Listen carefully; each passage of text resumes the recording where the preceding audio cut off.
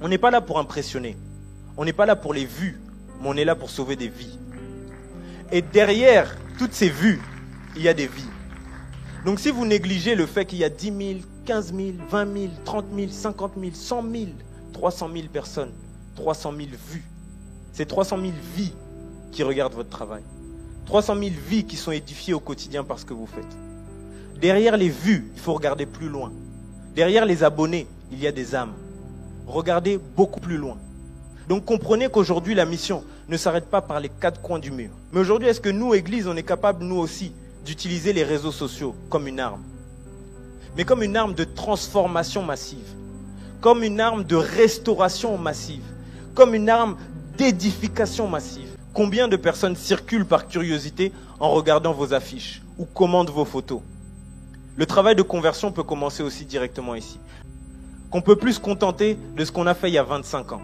On a encore 25 ans devant nous. Qu'est-ce que nous allons faire? Qu'est-ce que nous allons travailler? Qu'est-ce que nous allons mettre en place? L'Église doit se renouveler. La mission doit avancer. La mission ne doit pas s'arrêter. La mission s'adapte. La mission évolue. Et la mission doit continuer d'impacter. Impacter les vies, impacter les cœurs, dans toutes nos extensions, dans toutes nos églises, dans tous les foyers qui nous suivent. On doit continuer toujours à avoir un impact. Permettez-moi de vous dire aussi que l'Église doit être l'un des médias les plus influents de notre génération.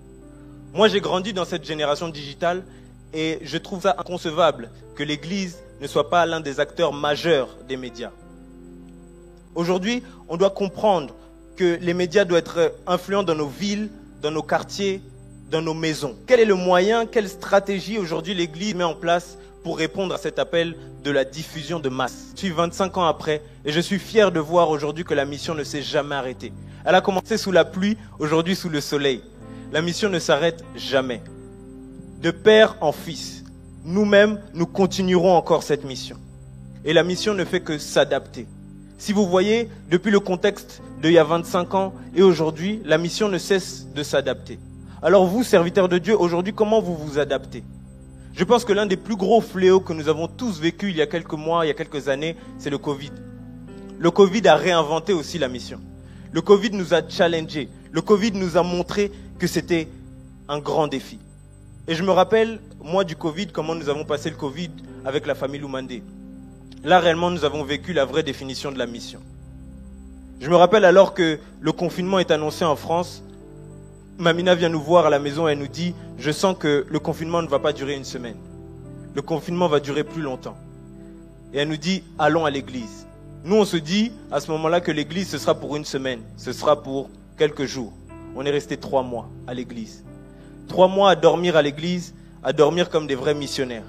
Matin, midi, soir, nous étions que 6, toute la famille Lumandé. On s'est dévoué pour cette mission. On a fait tous les lives possibles et imaginables. On a créé des émissions, on a créé des concepts. Pourquoi? Parce que la mission ne s'arrête jamais. La mission continuera et continuera encore toujours. Nous avons compris cela et nous nous sommes attelés, nous sommes disposés. Et nous avons compris qu'aujourd'hui, la mission ne peut plus avancer sans le digital. Je voulais vous souhaiter la bienvenue dans une nouvelle ère de la mission. 25 ans plus tard, bienvenue dans l'ère du digital. La mission se digitalise. Si vous n'êtes pas prêt à vous digitaliser, vous tuez votre mission.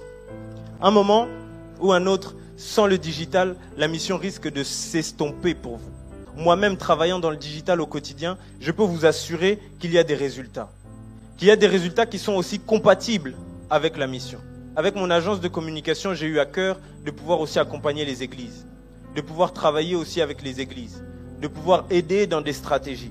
On a pu travailler par exemple à la borne Bruxelles avec le pasteur Hugues Chisungu, qui avait un événement et on est venu avec toute mon équipe de mon agence, on est parti couvrir, aider au maximum pour faire rayonner le marketing de cet événement. L'église ne vit pas sans activité. Les activités à l'église, c'est l'essence même de la vie de l'église. Le pasteur Noëlla le sait, je le fais beaucoup souffrir avec mes stratégies et mes idées. Il y avait un événement qu'il a créé à l'église qui s'appelle Atmosphère de rafraîchissement. Une fois qu'on a eu l'idée, je suis parti voir mes parents et je leur ai dit « J'ai envie de vous mettre dans un avion, que vous soyez les pilotes de l'avion et vous nous emmenez vers la destination de l'atmosphère de rafraîchissement. » Et ça paraît fou, ils se disent « Mais pourquoi on va mettre ça, pourquoi ça ?» Je leur ai mis en commandant, j'ai tout tourné, on a fait la vidéo. l'Église a été propulsée.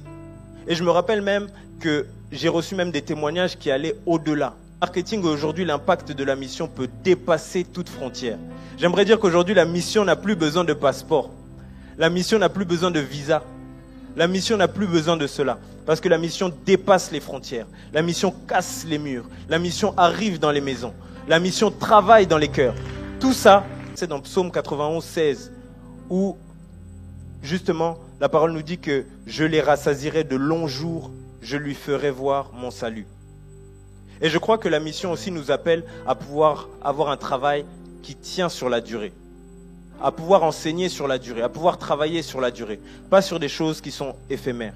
C'est être plus précis dans notre évangélisation, plus précis dans le ciblage des gens que nous cherchons.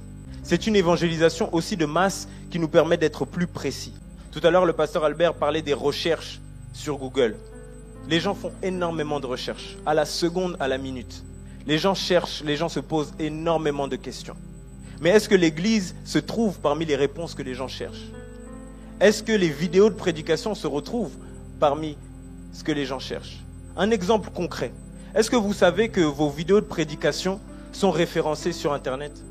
C'est-à-dire que si vous nous donnez des thèmes très compliqués, des barres, de ci, de ça, très complexes, une personne ne pourra peut-être jamais tomber sur votre message.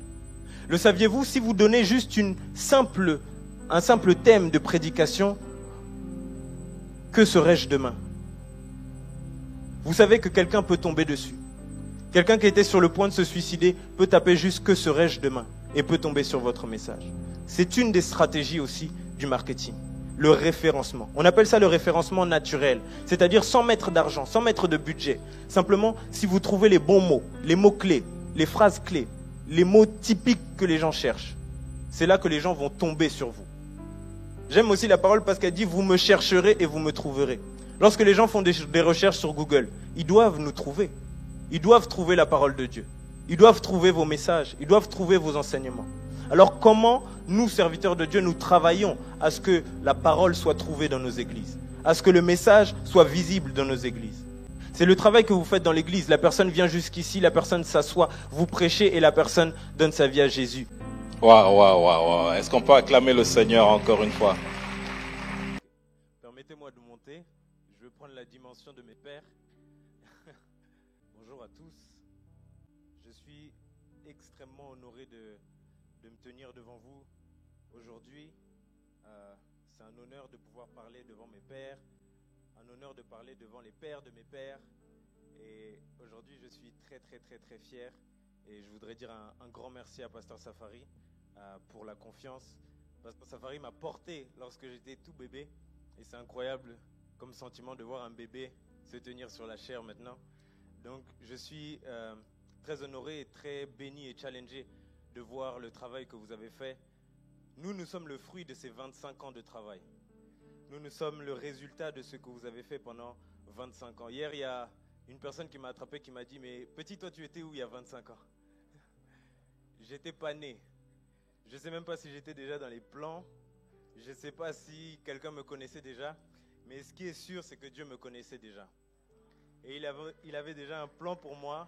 Il me connaissait dès le ventre de Mamina. Et il avait déjà un projet pour moi. Il savait que j'allais le servir. Et pour ceux qui ne me connaissent pas, je m'appelle Néhémie Lumande. D'autres me connaissent aussi sous le nom de Nems. Ou alors je porte aussi les initiales NL comme Noëlla Lumande. Donc j'ai reçu cet héritage et je l'ai saisi. Je suis très béni d'avoir ces parents-là et j'aimerais les honorer aussi parce que pendant 24 ans, ils m'ont éduqué, ils m'ont apporté toutes ces bases-là que j'ai aujourd'hui. Et je vais juste me présenter rapidement pour que vous compreniez qu'est-ce que je fais ici. À 24 ans et moi, je vous parle ici, je suis réalisateur télé et je suis aussi chef d'entreprise d'une agence de communication. Mon petit parcours m'a conduit à travailler avec des grandes chaînes de télé nationales comme BFM TV, comme RMC Sport ou encore à réaliser en direct pour les plus grandes marques internationales comme Louis Vuitton, Dior, Google. J'ai fait des lives pour toutes ces marques-là.